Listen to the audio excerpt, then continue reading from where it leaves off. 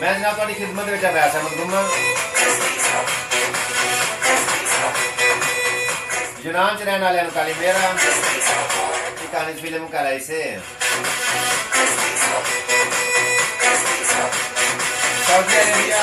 Saudi Arabia दे विच रहने वाले कैफल हाल कैस या हबीबी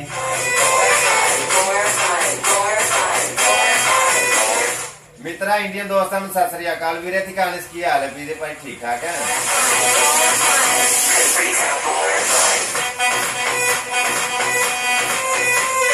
दोस्तों की बहुत ज्यादा फरमाइश बल्कि दोस्तों का हुक्म सी मैनू कि लाइव आया जाए फेसबुक के उत्ते दोस्तों के नाल खोल के गपशप लाई जाए हल्ला गुल्ला होया जाए सियासी भी आ जाओ मौलवी भी आ जाओ छोटे छोटे भी आ जाओ बड़े बड़े भी आ जाओ फिर आ जाओ खोल खड़ा के हर इतवार की शाम 7 बजे प्रोग्राम अपनी बैठक लाइव चलिया करेगा जिसे बड़े तो बड़ी शख्सियत छोटे छोटा आम आदमी भी शिरकत कर सकता है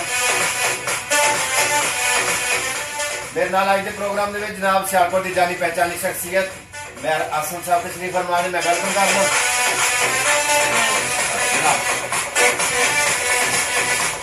साहब बहुत शुक्रिया जनाब मेहरबानी बहुत शुक्रिया दोस्तों को फुल टाइम दिता जाएगा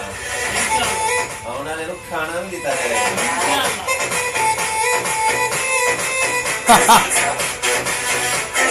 मैं साहब कैसा फील कर रहे प्रोग्राम से आके बहुत अच्छा फील कर रहे हैं जी बहुत ही जगह ना फख्र महसूस कर रहे हैं